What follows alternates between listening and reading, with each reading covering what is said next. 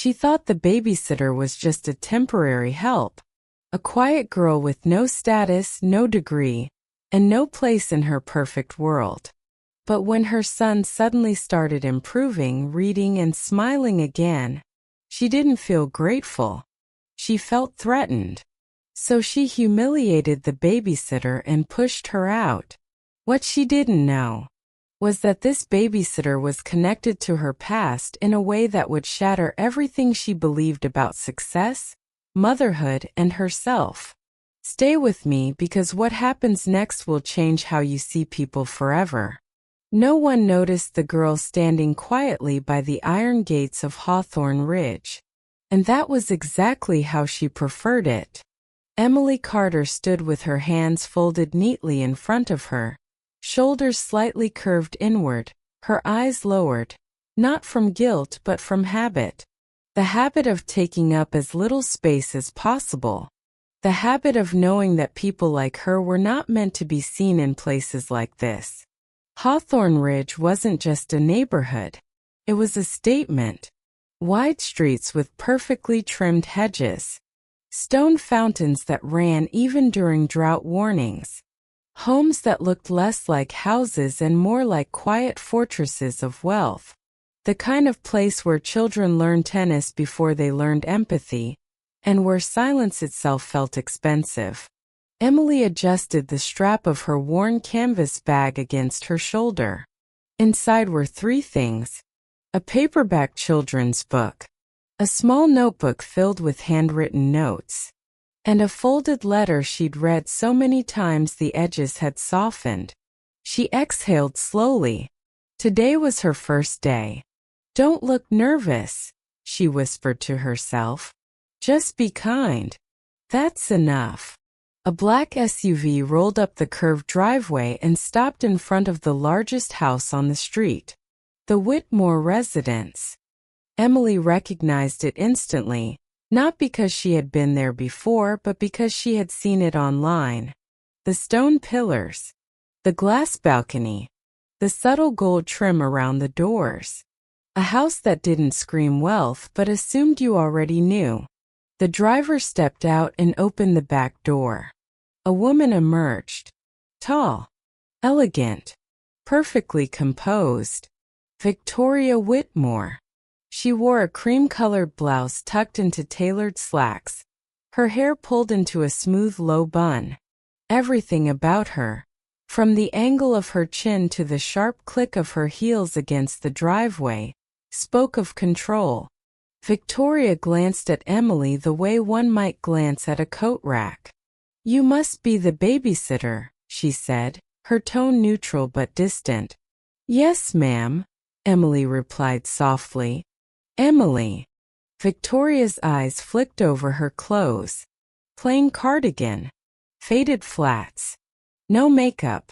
No jewelry. Victoria murmured. "You're younger than I expected."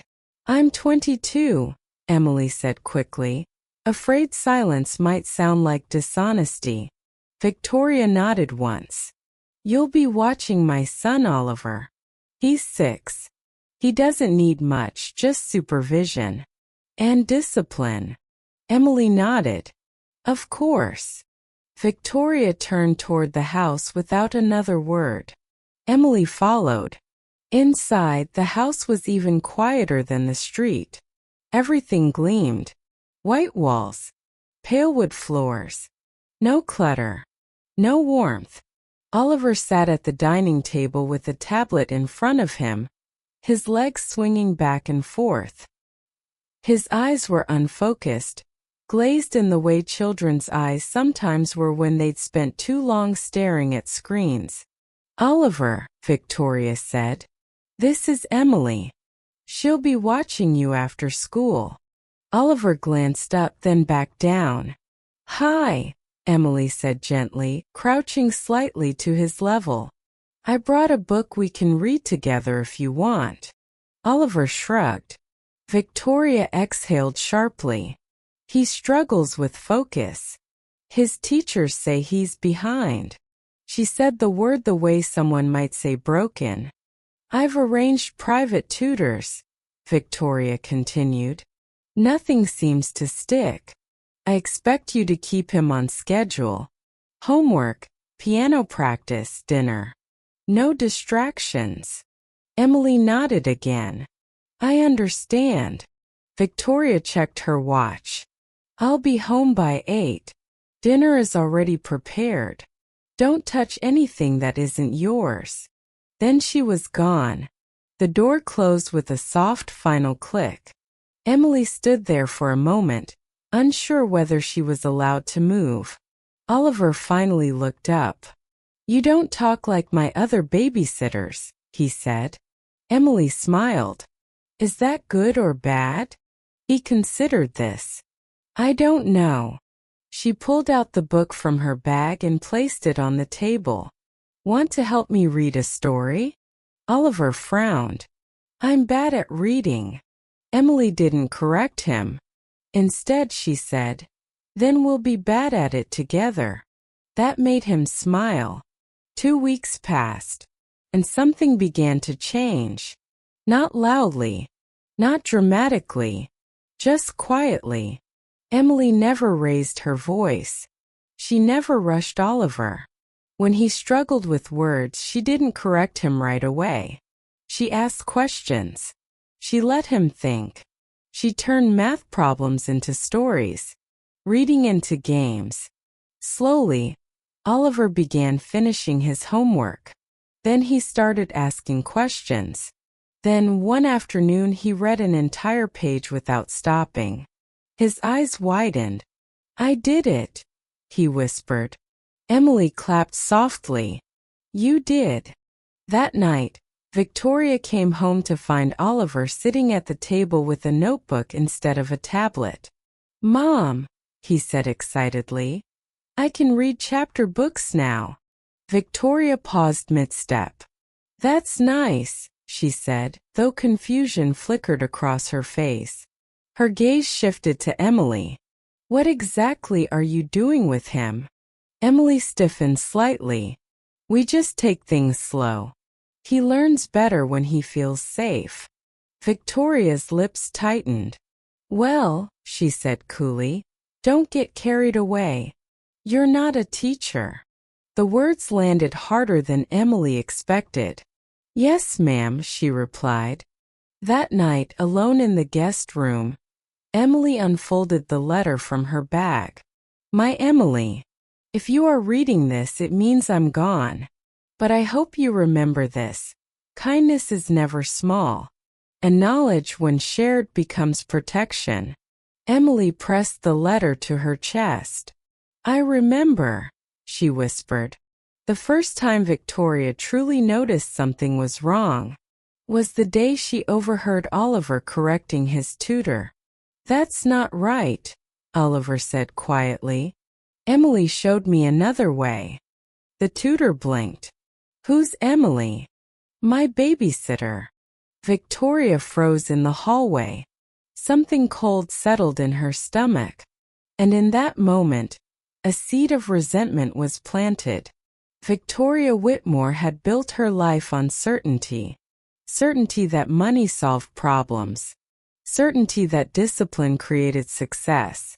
Certainty that love, real love, was measured by results. She believed in structure, in planners and progress charts, in elite tutors and carefully curated playdates. Every part of Oliver's life had been designed like a business plan. So when progress began appearing where none had existed before, it didn't comfort her. It unsettled her. Victoria stood at the top of the staircase listening. Down below, Emily's voice floated gently through the living room. So if you break the word into pieces, it's not so scary. See, I'm important. You already know it. Oliver giggled. It's not scary at all. Victoria tightened her grip on the railing. The tutor she paid $400 an hour couldn't get Oliver to read a paragraph without tears. And yet this girl, this quiet babysitter with thrift store shoes, had somehow unlocked something in him. Victoria descended the stairs. Emily noticed immediately and stood up. Mrs. Whitmore. Oliver looked up, suddenly tense. What are you working on? Victoria asked. Reading, Oliver said proudly. I'm on chapter 4. Victoria forced a smile. That's impressive. She turned to Emily. I'd like a word. In the kitchen. Emily followed, her heart already pounding. Victoria crossed her arms. I want to be clear about something. You were hired to supervise, not to educate. Emily nodded. I understand. I'm not trying to overstep.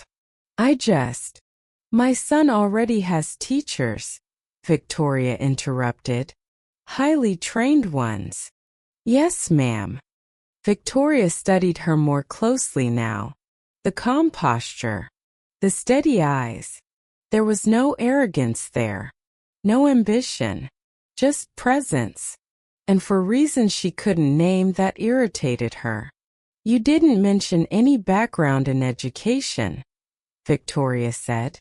I wasn't asked, Emily replied gently. That answer felt like a challenge, though Emily hadn't meant it to. What exactly is your background? Victoria asked. Emily hesitated.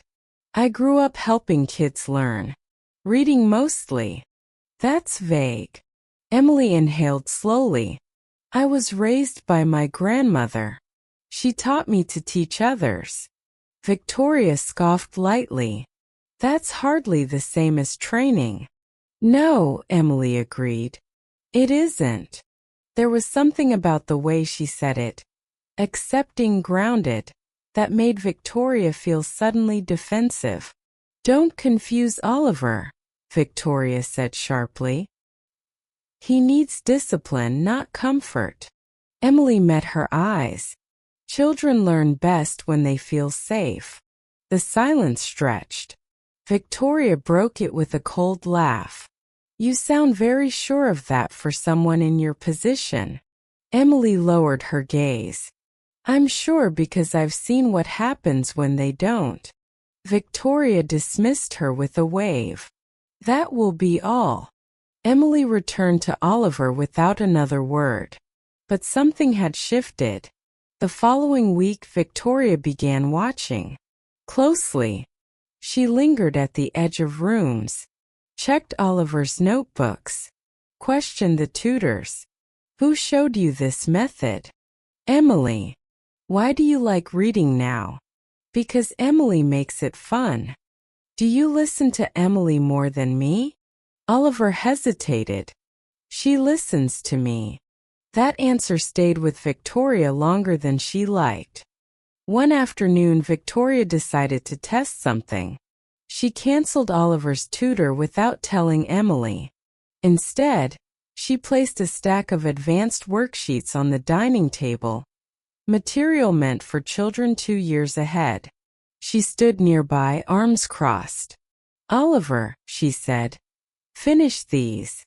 Oliver's shoulders slumped. His fingers tightened around the pencil.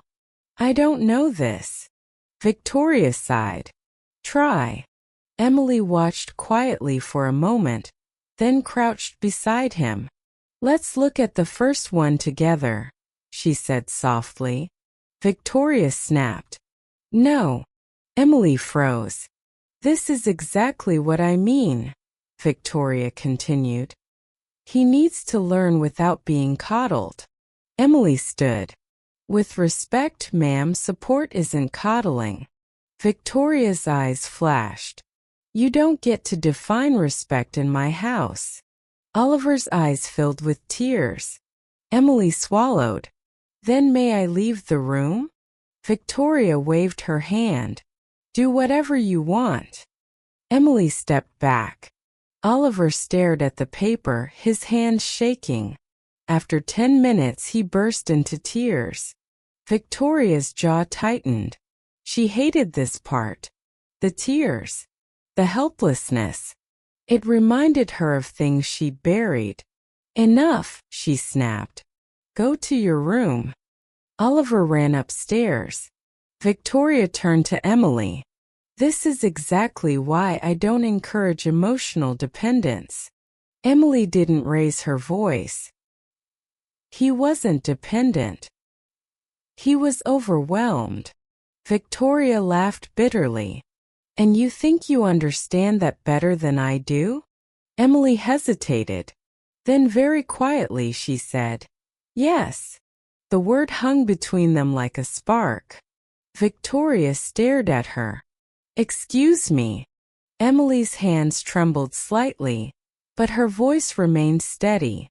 Because I was once a child no one listened to. Victoria's lips parted, then closed. That will be all, she said coldly.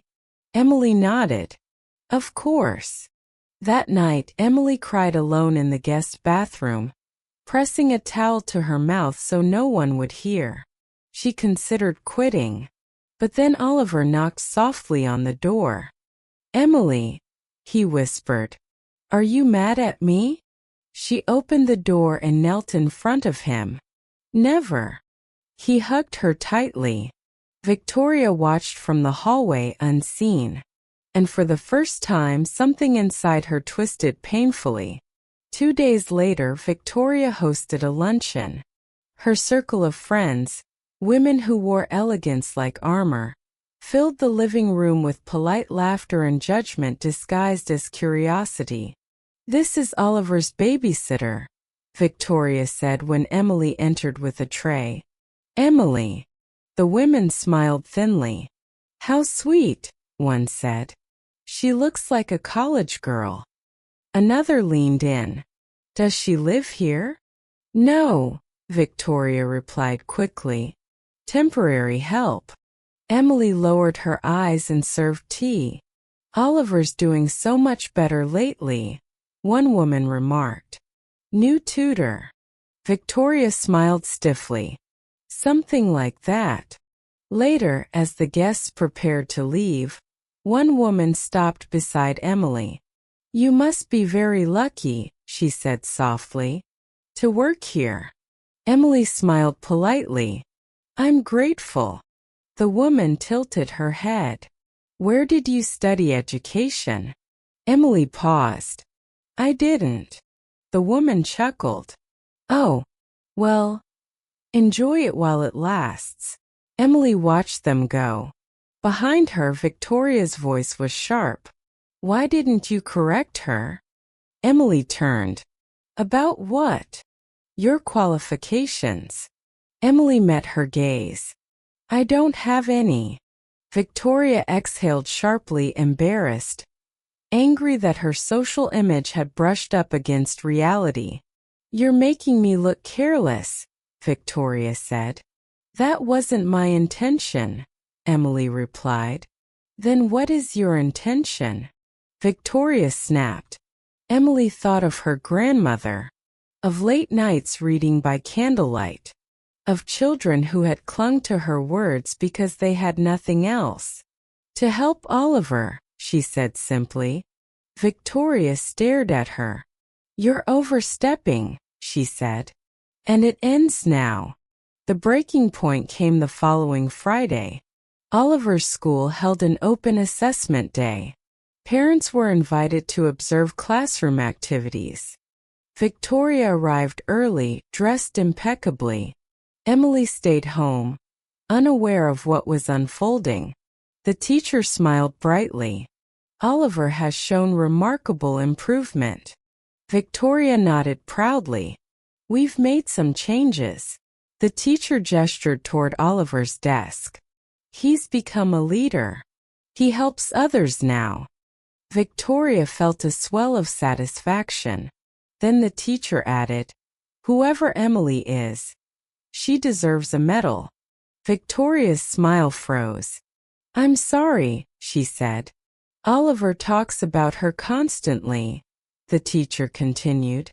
He says Emily taught him to love learning. Victoria's hands clenched. The other parents turned curious. She's a babysitter, Victoria said tightly. The teacher blinked. Well, she's done what years of instruction couldn't. Laughter rippled softly through the room. Victoria felt heat rise to her face. That afternoon when she returned home, she didn't wait. "Pack your things," she told Emily the moment she stepped inside. "You're done here." Emily stared at her.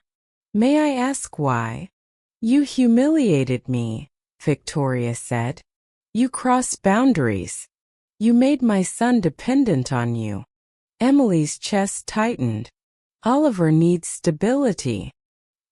"He needs his mother," Victoria snapped. Emily nodded slowly. "Then I hope you give him what he needs." Oliver ran into the room. "What's happening?"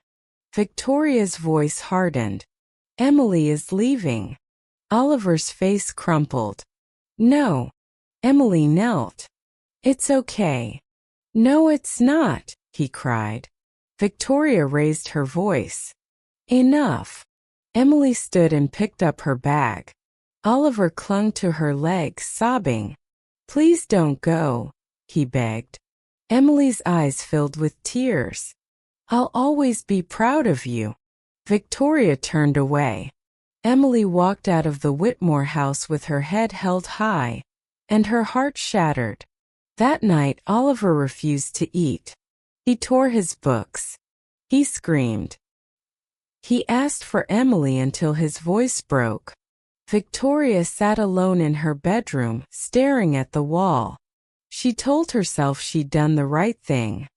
But for the first time in years, certainty eluded her. And somewhere deep beneath her composure, a memory stirred. A memory of a woman who had once raised her. A woman she had never spoken of. A woman whose name she had buried. Oliver stopped speaking on the third day. Not completely, but enough to scare everyone. He answered questions with shrugs. He stared at his books without turning pages. He stopped asking why, stopped correcting mistakes, stopped smiling. The tutors noticed immediately. "He's withdrawn," one said gently. "He refuses to engage," said another. "He keeps writing the same name in the margins," the third added. Victoria didn't need to ask which name. Emily. She dismissed the tutors early that afternoon and stood alone in Oliver's room, watching her son sit cross-legged on the carpet, lining up his toy cars in perfect silence. "Oliver," she said softly, "do you want to talk?" He didn't look up.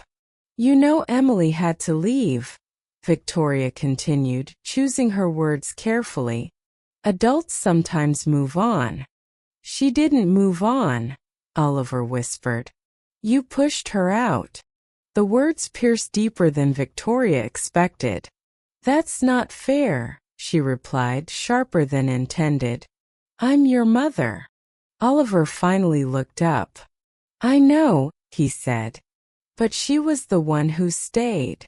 Victoria felt something crack. She turned away before he could see it. That night, Victoria couldn't sleep. She lay in bed staring at the ceiling, memories surfacing uninvited. A small apartment. Peeling wallpaper. A woman humming while folding laundry. Her grandmother. Margaret Whitmore. No Margaret Hale. The woman who raised her when her parents were too busy chasing ambition to notice their daughter shrinking. Margaret had taught her to read at the kitchen table. Had listened. Had waited. Had loved. Victoria hadn't spoken her name in years. Because Margaret had died poor. And Victoria had been ashamed. The memory made her sit upright in bed, heart pounding. She reached for her phone. And for the first time since firing Emily, she searched her name. Emily Carter. The results were sparse. But one link caught her eye. A community library fundraiser. A photo loaded slowly. Victoria's breath caught. Emily stood beside an elderly woman with silver hair and warm eyes, both of them smiling at a group of children seated on the floor. The caption read, "Honoring Margaret Hale's legacy." A woman who taught generations of children to read when no one else would. Victoria's hands trembled. Margaret Hale. Her grandmother's name. Her chest tightened painfully. No, she whispered. She clicked the article. Emily sat on the steps of the public library, watching children run in and out, clutching borrowed books. She hadn't planned to come here, but this place had always felt safe. Margaret's voice still echoed in her mind.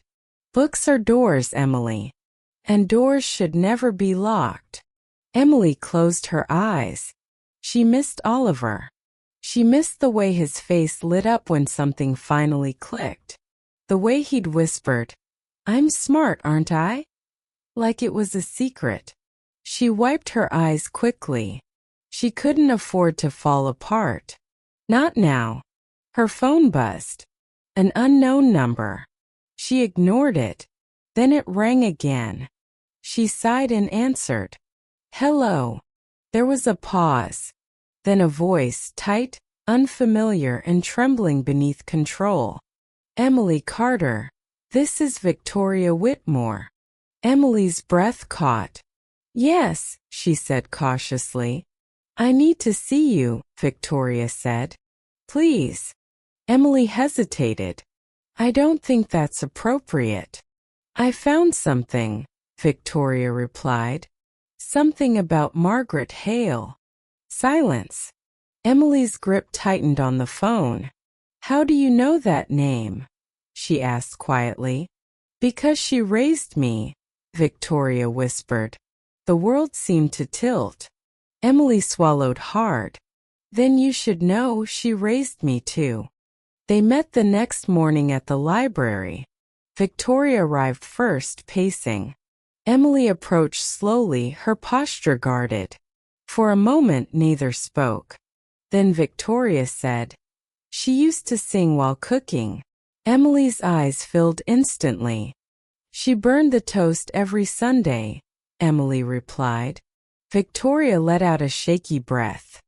She taught me to read with poetry, she said. Emily nodded. She said poetry teaches you how to feel. They stood there, two women bound by the same unseen thread. I didn't know, Victoria said finally. I didn't know it was her. Emily's voice was steady, but her eyes betrayed her pain. She never talked about you. Only said she had a granddaughter who would change the world. Victoria looked down. I abandoned her. Emily shook her head. No. She never saw it that way. Victoria's composure cracked. I humiliated you, she said, because I saw myself in you. And I hated it. Emily listened silently. I became everything she warned me not to be, Victoria continued. And when I saw you with Oliver, I panicked. Emily closed her eyes briefly. I didn't want your life, she said softly. I just wanted to help your son. Victoria nodded. I know that now. She hesitated. Would you come back? For Oliver. Emily looked away. I can't, she said. Not the way it was. Victoria swallowed. Then tell me how to fix what I broke. Emily turned back to her. Listen, she said. The way Margaret taught us. Victoria nodded slowly. I don't know how, she admitted. Emily smiled faintly. Then start by sitting on the floor. That evening, Victoria sat beside Oliver's bed. No phone. No schedule. Just presence. I'm sorry, she said quietly. Oliver looked at her unsure. I didn't listen, she continued. But I want to learn. He hesitated, then asked, Can we read? Victoria nodded. They stumbled through the first page. It wasn't perfect, but it was real. Across town, Emily packed her bag. She had a new job offer. A small learning center. Low pay. Big hearts. She folded Margaret's letter carefully. Her phone buzzed. A message from Victoria. "Thank you for reminding me who I was supposed to be." Emily smiled sadly. She didn't know what the future held. But she knew one thing. Margaret's legacy lived on. The auditorium at Hawthorne Elementary had never felt so small. Parents filled the seats, murmuring politely as they waited for the annual Young Minds Showcase to begin. Posters lined the walls, handwritten poems, math puzzles, short stories illustrated with crayons and pride. Oliver sat in the front row, his feet barely touching the floor. He clutched a thin blue notebook to his chest like a shield. Victoria sat beside him, hands folded tightly in her lap. For weeks now she had been trying to change.